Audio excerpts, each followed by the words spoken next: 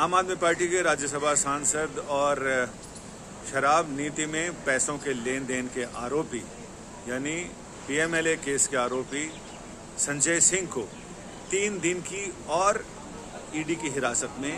Rouse Avenue court ने भेज दिया है। राउज एवेन्यू कोर्ट में आज इस मामले पर सुनवाई हुई, जिसमें संजय सिंह की तरफ से उनके वकीलों ने भी कहा कि जो आरोप लगाए गए हैं वो बिल्कुल सही नहीं है और इसके साथ ही उन्हें 5 दिनों की रिमांड के दौरान उनसे कुछ भी ऐसी चीजें नहीं पूछी गई हैं, ऐसे सवाल पूछे जा रहे हैं जिनका इस जांच से कोई लेना देना नहीं है। मसलन उनसे ये पूछा जा रहा है कि उन्होंने अपनी पत्नी को 1000 रुपये क्यों भेजे, मां को 1 लाख रुपए का ट्रांसफर क्यों किया। इन तमाम चीज़ों का इस पूरे मामले से कोई लेना देना नहीं, निजी सवाल पूछे जा रहे हैं। संजय सिंह को जब बोलने का मौका मिला तो उन्होंने भी कोर्ट से स्पेशल जज M.K. नागपाल के सामने यही कहा कि उन्हें एक रात अचानक 10:30 बजे के बाद ये कहा गया कि उन्हें बाहर चलना है। जब इन्होंने मना किया तो ईडी के अधिकारियों ने कहा कि वो लिख कर दें कि वो जाने से इनकार करते हैं और उन्होंने फिर लिख कर दिया कि वो नहीं जाना चाहते हैं, क्योंकि उनका ये कहना था कि ईडी के अधिकारी उनका इनकाउंटर करा सकते हैं और अगर इनकाउंटर करा दिया गया, उनका इनकाउंटर कर दिया गया तो इसके लिए जिम्मेदार कौन होगा। तो संजय सिंह ने यह भी कहा कि जब मैंने अधिकारियों से पूछा कि इनकाउंटर के लिए जिम्मेदार कौन होगा तो अधिकारियों ने कहा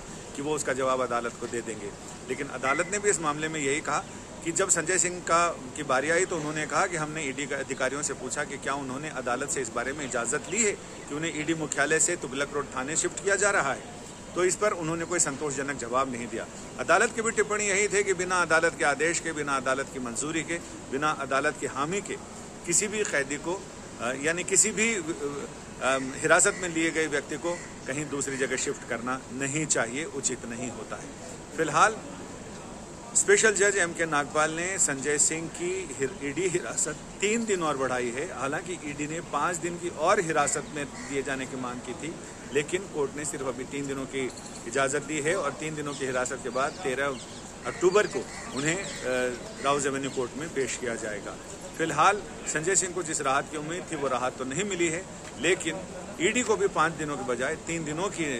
हिरासत मिली है, जिसमें ईडी का कहना है कि उन्हें कई और लोगों से कन्फ्रंट कराना है और कई अन्य सबूत जो उन्हें मिल रहे हैं और बाकी अन्य गवाहों से, अन्य इस मामले से जुड़े लोगों से जो बातें पता चल रही हैं उसके बारे में भी संजय सिंह से तस्दीक कराने की। तो कुल मिलाकर अभी 13 अक्टूबर को संजय सिंह को फिर से राउज एवेन्यू कोर्ट में पेश किया जाएगा और उस दिन देखना दिलचस्प होगा कि क्या संजय सिंह की न्यायिक हिरासत में जाते हैं या फिर ईडी की हिरासत में रहते हैं। तो ये सचमुच दिलचस्प होगा। संजय सिंह की तरफ से ये कहा जा रहा है कि उनसे